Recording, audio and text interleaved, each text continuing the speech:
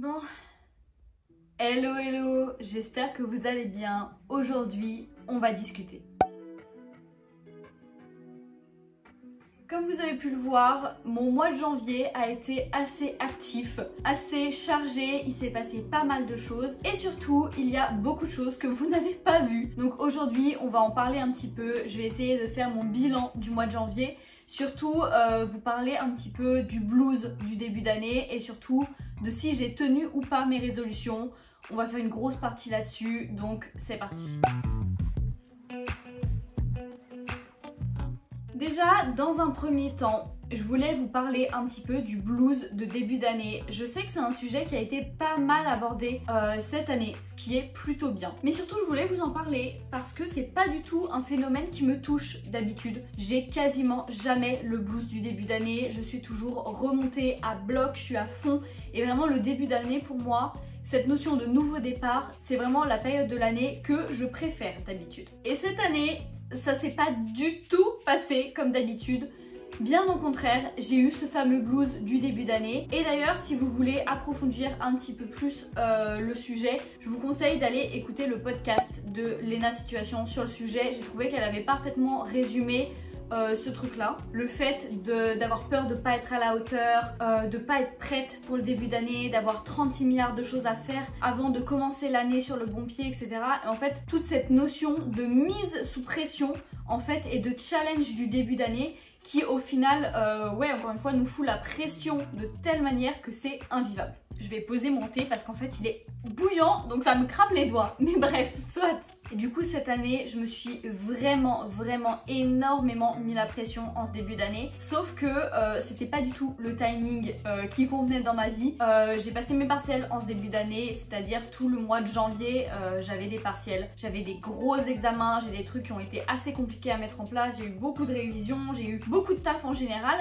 Et en plus, vous le savez, si vous avez été avec moi tout le mois de janvier, j'ai posté 2 vidéos par semaine sur cette chaîne. C'est une super expérience, j'adore faire ça et à terme j'aimerais pouvoir faire ça tout le temps, tous les jours de ma vie. Mais en fait avec les examens, plus le travail, plus les allers-retours à Annecy, plus tout ça, en fait, plus me rajouter encore les 2 vidéos par semaine, je me suis retrouvée avec 1 milliard de choses en tête et à être tout le temps dans l'urgence et c'était horrible. Alors évidemment je ne regrette pas du tout d'avoir fait mes 2 vidéos par semaine, ça a boosté ma créativité, ça a boosté surtout mes envies d'améliorer mon montage et mon contenu en termes général, donc ça c'est topissime. Mais par contre c'est vrai que ça m'a un peu dégoûtée de travailler autant en fait pour mes vidéos YouTube sans prendre le temps de développer mon contenu et ma qualité de contenu autant que ce que je voudrais. Du coup, pour le mois de février, on va repasser à une seule vidéo par semaine, en fait tous les dimanches à 10 h comme d'habitude. Peut-être que au courant de cette année,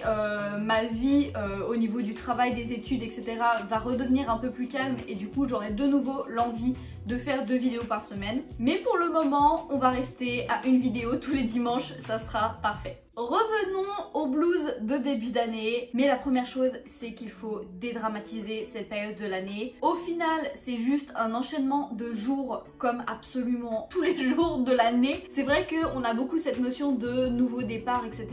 Mais si vous n'êtes pas au taquet le 1er janvier à minuit, c'est pas grave. En vrai de vrai, personne n'est au taquet la première semaine de janvier, c'est impossible. Alors oui, ça casse tout l'esthétique des résolutions et de commencer l'année du bon pied et tout, mais en vrai de vrai, on est tous humains, ça sert à rien de se mettre une pression de dingue juste pour commencer à être une nouvelle personne comme ça au 1er janvier. C'est pas possible, c'est pas réalisable et c'est complètement débile de penser comme ça. Bref, parenthèse, petit blues du début d'année terminé. Maintenant, moi ça va beaucoup mieux, je sais que j'ai commencé à mettre en place certaines petites choses, je vais vous en parler juste après. Et surtout, en fait, cette période de début d'année sous pression est totalement terminée pour moi et en fait j'ai cette sensation de vraiment pouvoir commencer mon année maintenant. Mes partiels sont finis, mon premier semestre est fini et donc du coup toute la pression qui était là déjà depuis l'année dernière, elle s'est envolée, il n'y a plus rien à ce niveau là. Du coup en fait tout ce qui n'allait pas en 2022, je peux le laisser en 2022 et commencer mes vraies bonnes résolutions et mes vraies bonnes habitudes et mon vrai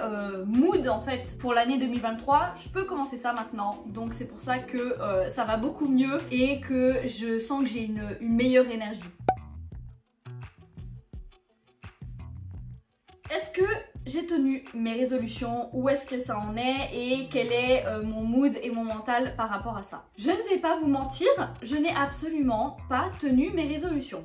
Attention, énorme nuance, parce que je n'ai pas encore tenu mes résolutions. À mon sens, c'est impossible de faire toutes ces résolutions qu'on est censé tenir en un an. C'est impossible de toutes les condenser, en fait déjà de toutes les commencer sur un mois. C'est impossible. J'ai déjà commencé à en faire certaines, mais en fait au fil des mois, je vais me rajouter quelques petites résolutions, quelques bonnes habitudes et je vais faire ça hyper progressivement. Je sais que c'est très dur de ne pas avoir de changement immédiat. C'est même, on va se le dire, très frustrant. On aimerait encore une fois que au 1er janvier à minuit, on soit une totale autre personne et vraiment qu'on soit le goal ultime de notre vie. Mais c'est pas possible. Les habitudes, l'hygiène de vie, les résolutions, les objectifs, ça met du temps à arriver à se mettre en place. Et c'est encore une fois la première année que je m'autorise à ne pas commencer toutes mes résolutions en janvier. Si vous avez vu ma vidéo sur mon vision board, vous savez que la plupart de mes résolutions et de mes objectifs,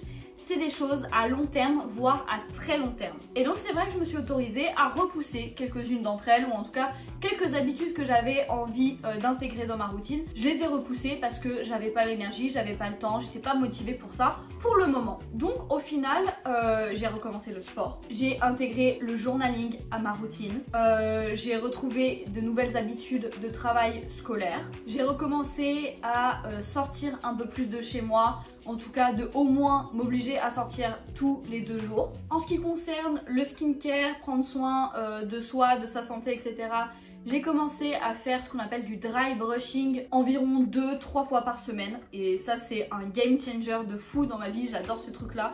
Je vous en ai parlé un petit peu vite fait dans ma routine du soir d'ailleurs si vous voulez aller vous renseigner là-dessus. Donc voilà, en vrai j'ai quand même déjà commencé à mettre des habitudes en place qui m'aident à atteindre mes objectifs. Mais c'est vrai qu'il me manque encore plein de choses. Par exemple, j'aimerais reprendre les étirements. J'aimerais commencer le yoga ou la méditation ou la sophrologie ou quelque chose comme ça qui m'aide physiquement et mentalement, donc des pratiques dans ce genre là. J'aimerais retrouver une bonne routine skincare et routine pour mes cheveux. Bref, voilà, il y a encore plein de choses que j'ai envie de mettre en place, mais que je vais mettre en place petit à petit au cours de l'année, histoire d'avoir des habitudes que j'arrive vraiment à ancrer dans ma routine et dans ma vie, sans pour autant être débordée de choses à intégrer dans ma vie. Parce qu'en vrai, c'était ça mon problème. C'est qu'au 1er janvier, je voulais tout faire d'un coup et me dire si je suis disciplinée, si je suis assez motivée, si j'arrive à prendre assez sur moi, ça va rentrer dans ma routine et ça va changer la personne que je suis. Et au final, ça ne marchait jamais parce que j'étais tellement surchargée de choses à penser, de nouveautés,